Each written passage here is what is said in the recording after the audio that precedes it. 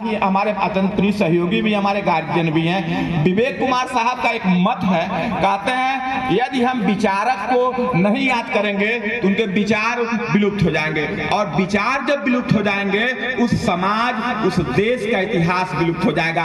आज हमारे ऊपर अस्मिता का संकट है। उस अस्मिता के संकट को हम तभी जान सकते हैं जब हम अपना इतिहास जान सकते हैं, यानी इतिहास और उसके सिद्धांत को हमको जानना होगा। और सेकंड चीज है प्रतिनिधित्व का है।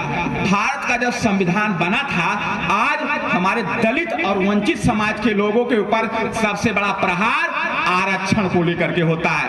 आरक्षण का सही अर्थ में आरक्षण का क्या औचित्य था, आरक्षण किस लिए आया था, प्रतिनिधित्व किस लिए मिला था, उसके बारे में जानने के लिए यह हमको मजबूरी और भीख का परिणाम नहीं था। आरक्षण मिलने के पीछे यह एक तर्क है। आरक्षण किसी भी मजबूरी का नाम नहीं है। आरक्षण किसी भी देश के राष्ट्र निर्माण की प्रक्रिया का हिस्सा है। आरक्षण किसी भी राष्ट्र के निर्माण की प्रक्रिया का हिस्सा है। और 6 क्षेत्र हैं, 6 क्षेत्र है। पहला जो क्षेत्र माना जाता है वह सिविल सेवा, आईएएस की, जिसको हम कहते हैं। आज आईएएस के रूप में संकट आया है। क्या संकट आया है? संघ लोक सेवा आयोग में चयन पद्धति क्या है, संघ लोक सेवा आयोग की चयन पद्धति क्या है। अब उसमें जब एससी ओबीसी माइनॉरिटी क्लास के लोग क्वालिफाई कर रहे थे तो उन्होंने क्या किया, उन्होंने क्या काम किया, सीसेट प्रणाली ला दिया। जब सीसेट में भी लड़के एससी के क्वालिफाई कर रहे हैं तो अब क्या लाया, उन्होंने नया से लेटरल पद्धति ला दिया। आप बैक डोर से एक विचार, किसी भी विचारधारा की जिसकी शासन की हुकूमत है उसका खाली पूछने वाला भी आईएएस हो सकता है। यह हमारे ऊपर संकट है, इसको जानना होगा। आप मनोज वाजपेयी को ले लीजिए। मनोज वाजपेयी एक उनके भाई उड़ीसा विद्यालय चलाते थे, लेकिन जब एक गवर्नमेंट आई उनको आईसीएस का दर्जा दिया। ऐसे भारत के 1253 पदों पर आईएएस में छोटे और पिछड़ी जातियों के अधिकार को लेटरल पद्धति के माध्यम से छीनने का प्रयास किया गया है। इससे बड़ा और कोई अवसाद नहीं होगा। पहला जो क्षेत्र है वह सिविल सेवा है, और दूसरा चीज है न्यायपालिका है। न्यायपालिका में आप कहां पर खड़े हैं? साहब बैठे हुए हैं, बड़े बुद्धिजीवी हैं, विधानसभा में भी रहे हैं, और सारे लोग पढ़े लिखे लोग हैं। आप वकालत पेशे से रहते हैं। हम वकालत पे ईवी रामास्वामी परिवार को ले लें, केजी बालाकृष्णन को ले लें, और हाई कोर्ट में 2 से 3 जज हुए हैं। आप कहां पर खड़े हैं? आरक्षण व्यवस्था को, न्यायपालिका में, इसको आपको मंथन करना है। और जो तीसरा चीज है राजनीति का क्षेत्र है।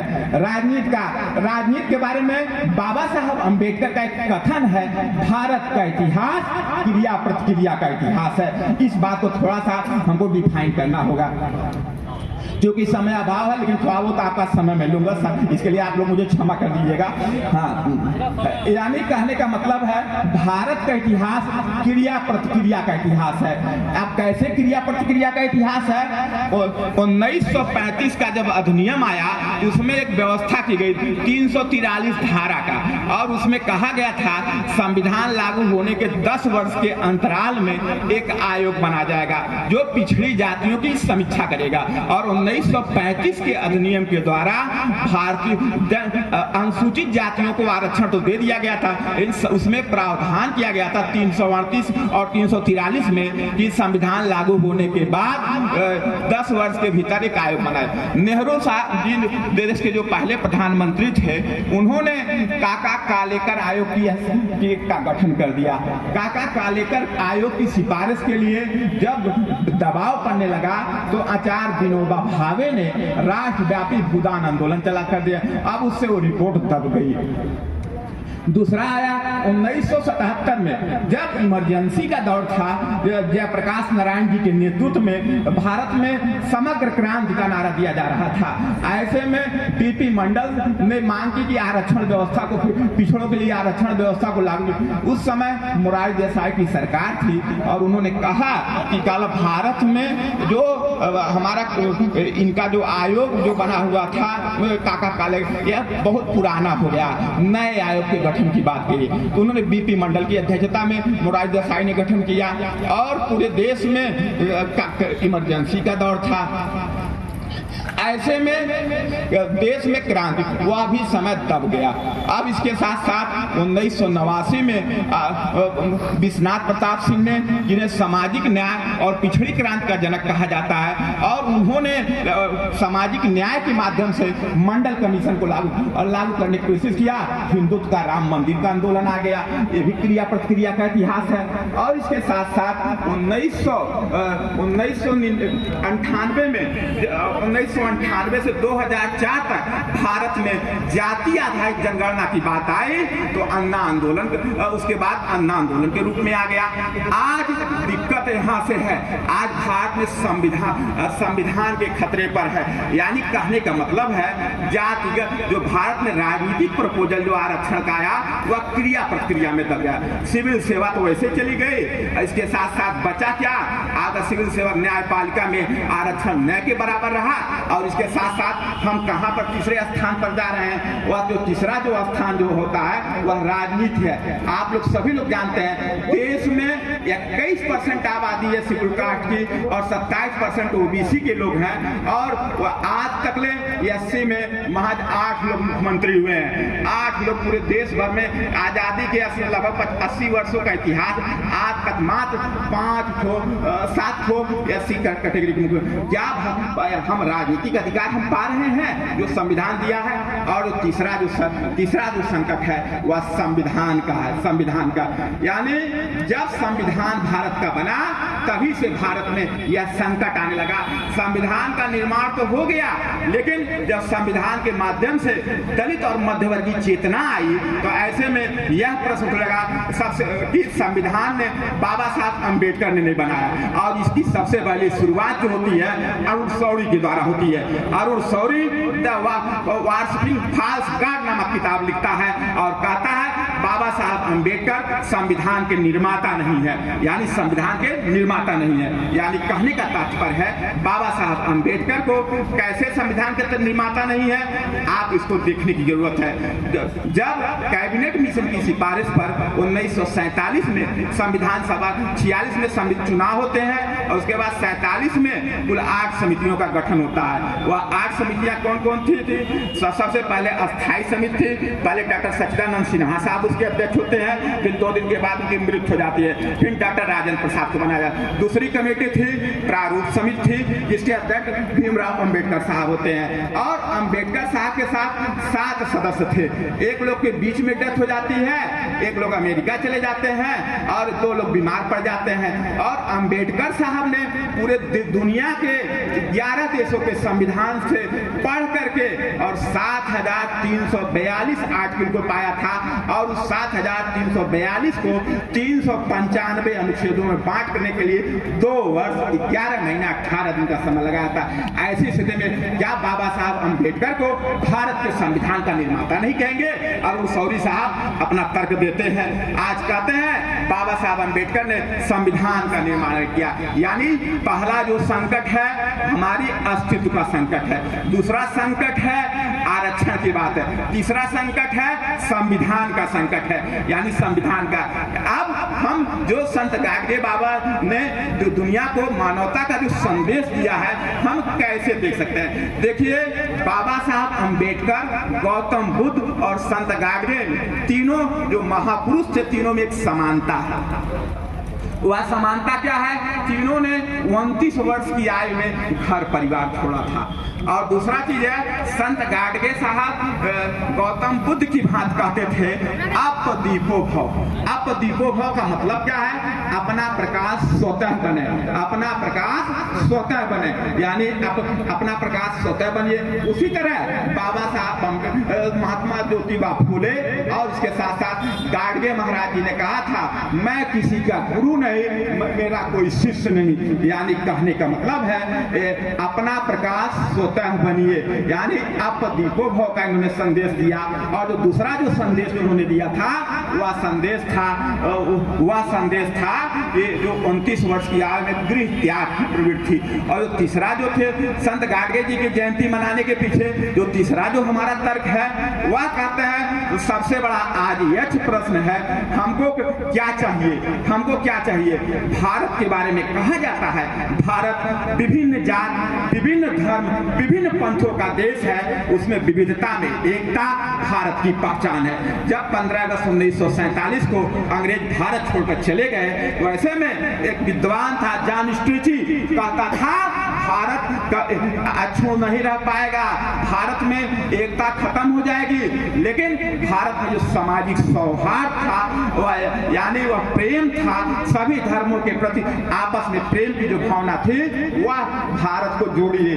यही महापुरुष संतों ने आपस में प्रेम और सौहार्द का जाति बंधन से परे प्रेम और सौहार्द का संदेश जो भारत की राजनीतिक और सामाजिक एकता को कायम रखने में सफल रहा। यानी भारत विभिन्न जात, विभिन्न धर्म, विभिन्न पंथों का देश है जहां पर भिन्न भिन्न भाषा, भिन्न भिन्न रीति रिवाज, भिन्न भिन्न परंपराएं हैं। उन परंपराओं को विविधता में एकता बांधी हुई है। इसलिए डॉक्टर अंबेडकर ने कहा था जो उनके हर बच्चे को मेरा एक सुझाव है, आप लोग से भी रिक्वेस्ट है, आप लोग गार्जियन के समान है, भाई के समान है, आप लोग भी एनिहिलेशन ऑफ कास्ट जाति नाशक जो उनकी किताब है इसको सबको पढ़ना चाहिए।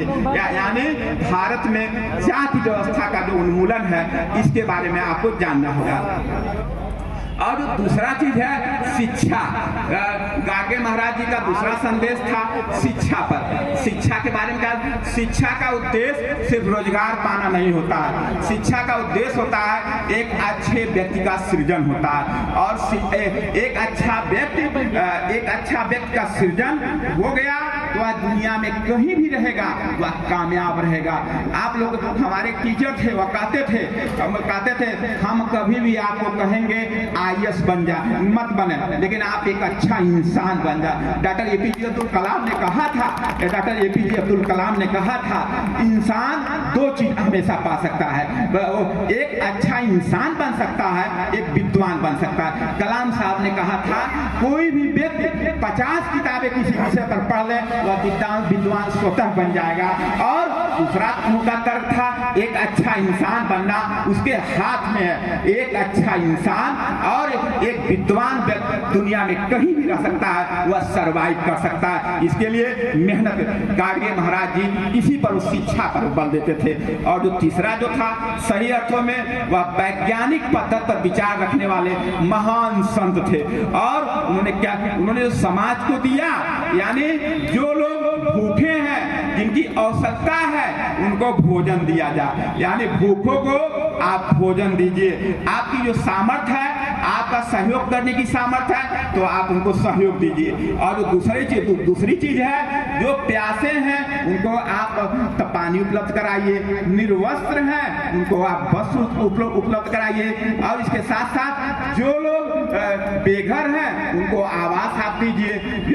और सब करने के बाद मनुष्य को मानवता रूपी संदेश के रूप में आप अपने बच्चे को पढ़ावें और शिक्षित करें। गाडगे महाराज जी का जो पूर्वज थे बहुत अच्छे नहीं थे, उनके फादर में नशे का सेवन था, सभी लोगों ने आपने चर्चा किया है, नशे का सेवन था। और उनके पास खेती बाड़ी भी नहीं थी, और उनके जो नाना जी थे वो जमींदार परिवार के थे। पिताजी के मरने के बाद ननिहाल में इनका पालन पोषण होता है। और जैसे ननिहाल में पालन पोषण हुआ और इसके बाद स्कूली तो ज्ञान नहीं था कबीर की भांति, लेकिन उन्होंने जो अपने वैचारिक अनुभव के माध्यम से जो समाज को संदेश दिया, आज भी उसकी किंवदंतियां हमारे पास हैं। यानी आपको कोई जरूरी नहीं है आप विश्वविद्यालय शिक्षा से डॉक्टरेट हो, आपको कोई जरूरी नहीं है अमेरिका की हार्वर्ड यूनिवर्सिटी से आप डॉक्टरेट हो, आपको सामाजिक और व्यवहारिक ज्ञान होना चाहिए जो समाज के लिए अनुकूल होना चाहिए। इसके बारे में आपको बल देने की जरूरत है। यानी कहने का तात्पर्य है शिक्षा ऐसी हो जो एक अच्छे इंसान का सृजन करे, और दूसरा शिक्षा एक ऐसी हो जो आपको एक बेहतर इंसान के साथ साथ आपको सफल बनाने का काम करे। यह शिक्षा का उद्देश्य इनका था। और जो तीसरा चीज था स्वच्छता। आज सभी लोग जानते हैं दुनिया में पर्यावरण का संकट है। पर्यावरण का संकट 21वीं सदी का सबसे बड़ा संकट है।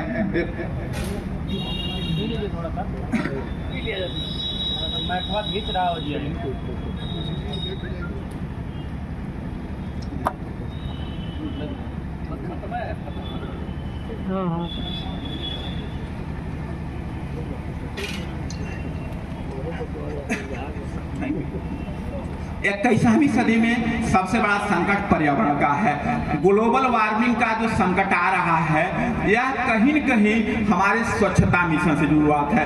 यानी गाडगे जी का विचार, स्वच्छता संबंधी जो विचार है, हम वर्तमान जो पर्यावरण का संकट है इसको हम दूर कर सकते हैं। आप सभी लोग जानते हैं दिन प्रतिदिन ग्लोबल वार्मिंग के कारण पृथ्वी के तापमान में वृद्धि हो रही है। और इस पृथ्वी के तापमान में वृद्धि होने का क्या परिणाम है? हिमालय जैसे बहुत से ग्लेशियर हैं, वह पहाड़ों से ढके, वो बर्फ से ढके हुए हैं, वह पिघलेंगे, वह पिघल के रूप में पानी के रूप में जाएगा और पानी के रूप में नदियों का जलस्तर ऊंचा हो जाएगा और नदियों के रास्ते समुद्र में जाएगा, समुद्र का जलस्तर बहुत ऊंचा हो जाएगा। जो समुद्र के किनारे श्रीलंका, मालदीव जैसे देश के जो संकट आ जाए हुए हैं वह संकट उसके रूप में कहीं के देखे। यानी पर्यावरण का संकट 21वीं सदी का सबसे बड़ा संकट है। और यह समुद्र तटवर्ती देशों और खास करके हमारे जो कृषि प्रधान जो अर्थव्यवस्था है उसके लिए बड़ा संकट उत्पन्न कर दिया है। यानी कहने का तात्पर्य है ये जो ग्लोबल वार्मिंग इस स्वच्छता से जुड़ा हुआ है। बाबा साहब का मिशन इस स्वच्छता पर दुर्भाग्यपूर्ण गांधी जी की जयंती पर, गांधी जी राष्ट्रपिता हैं, मैं सम्मान करता हूं, लेकिन सही अर्थों में स्वच्छता कार्यक्रम को यदि कोई धरातल पर लाया वह संत गाडगे महाराज जी थे। उनके नाम पर पर्यावरण के कार्यक्रम सरकारें ने कुछ प्रयास किया लेकिन अंशतः किया। जैसे 1983 में नागपुर विश्वविद्यालय की कुछ शाखाओं को मिलाकर के अमरावती विश्वविद्यालय का गठन कर दिया। 1998 में एच.डी. देवेगौड़ा साहब की सरकार थी, उन्होंने गाडगे महाराज जी के नाम पर डाक टिकट जारी किया था। ये सारे सुधार जो है बहुत आंशिक, जो इतिहास में सम्मान मिलना चाहिए वह नहीं मिला। आप जैसे रामाशीष वरुण जी अभी अपना व्याख्या, मैं इनसे अनुरोध करता हूं क्योंकि इनके अब्बास जी मौर्य जी युवा चेहरे के रूप में है और हमारे साथी लोग भी हैं, सभी लोग हैं, कम से कम जो बहुजन नायक जो जिनका कोई साहित्यिक प्रमाण नहीं है, साहित्यिक सोर्स नहीं है, आप उनके बारे में कुछ लिखने का, और कहां से लिखेंगे?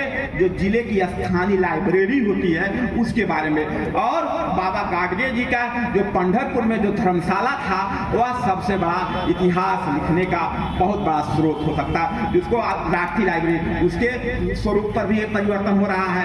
और इसके साथ महू में बाबा साहब अम्बेडकर का जो म्यूजियम संग्रहालय था उसको भी बदलने की कोशिश हो रही है। और इसके साथ साथ इतना ही नहीं, नेहरू गांधी परिवार जिस जलियांवाले बाग ट्रस्ट का आजीवन मेंबर थे उनको भी हटा दिया जा रहा है। यानी कहने का तात्पर्य है आज जहां हमारी सामाजिक अस्मिता, पहचान, प्रतिनिधित्व, जो इज्जत को मिलना चाहिए उसके ऊपर एक संकट आया हुआ, उन संकट से लड़ना यही गाडगे जी की जयंती का मुख्य उद्देश्य है। वो गाडगे जी की जयंती का मुख्य उद्देश्य है।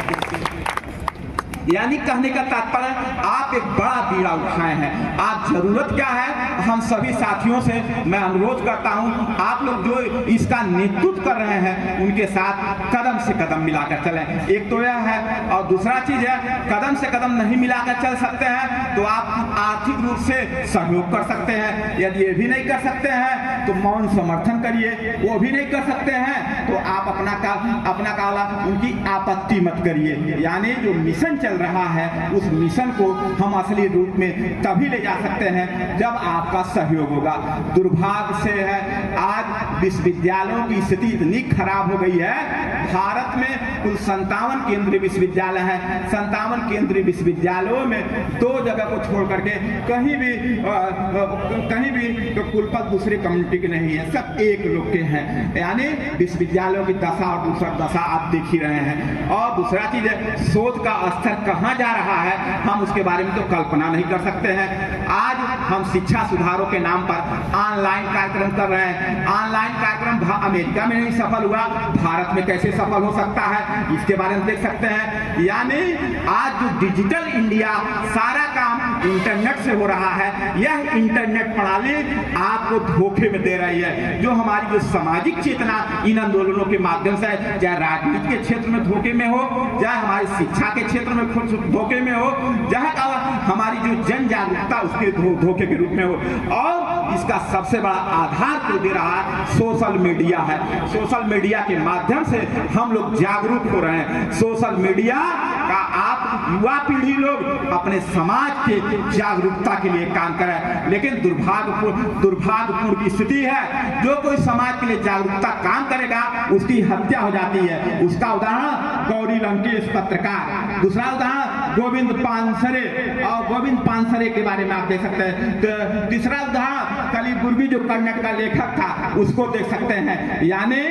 सोशल मीडिया के माध्यम से जो 21वीं सदी में जन चेतना आ रही है, उसकी कुचलने का प्रयास किया जा रहा है। यानी यह 21वीं सदी का संकट है। यानी आप देख सकते हैं आज जो हम गाडगे जयंती हम मना रहे हैं, ये इसका सबसे मुख्य उद्देश्य है परिवार को समृद्धशाली बनाइए, शिक्षित बनाइए, स्वच्छ बनाइए।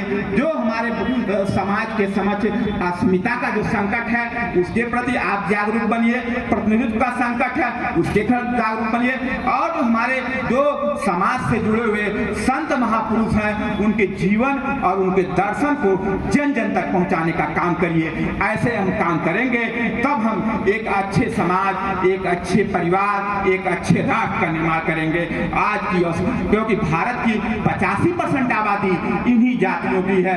यदि इनके ये जातियां अपने राजनीतिक, सामाजिक, आर्थिक अधिकार से वंचित हो जाएंगे, भारत को एक शक्तिशाली राष्ट्र बनने का सपना महज दिखावा है। डॉक्टर APJ अब्दुल कलाम ने कहा था भारत 2020 तक शक्तिशाली राष्ट्र बन जाएगा, लेकिन वो कहाँ रह गई? 85% जनता के सामाजिक राजनीतिक अधिकार से उपेक्षित है। महिलाओं या किसी कम्युनिटी की हो, उनको राजनीति, नौकरशाही, शिक्षा के क्षेत्र में उनको अभी भी आने का पूर्ण अवसर नहीं है। ऐसे में भारत जैसे देश के विकसित और अच्छे राष्ट्र की संकल्पना अधूरी रह जाएगी। यानी आज इसकी आवश्यकता है। इसलिए हम अपने सभी आदरणीय हमारे अभिभावक तुल्य हमारे पिताजी के साथ काम किए हैं, आदरणीय महाराजी प्रसाद प्रेमी जी को, इसके साथ साथ रामदेव कन्नौजिया जी को, हमारे लोकप्रिय विधायक, एक बार पहले, इससे पहले मेरी मुलाकात एक बार नमस्ते हुआ था कलेक्ट्रेट में, लालजी यादव जी को, रामाशीष वरुण जी को, और इसके साथ साथ राम बहोर जी को, सिद्धू बौद्ध जी को, और साथी वो लोग भी हैं उनके बारे में, और जो कला संस्कृति पे जो अपना ध्यान दे रहे हैं, इसके साथ साथ चंद्रभूषण आर्या जी को, रणजीत गौतम जी को, राम कृपाल जी को, इसके कैलाश पंछी जी को, हमारे विद्वान साथीगण लोग को, इसके साथ साथ बालजी मौर्य जी को, और तेज बहादुर जी को, और जितने भी लोग आए हैं सम्मानित जन हैं, उनको संत गाडगे जयंती के उपलक्ष्य में ढेर सारी शुभकामनाएं, बधाइयां। कभी समय रहेगा, थोड़ा सा समय का वस्तु अभाव कभी रहेगा तो हम लोग उसका विशेष रूप से चर्चा करेंगे। कोट आभार, आप लोग से बहुत प्रेम सम्मान मिला और बहुत धन्यवाद।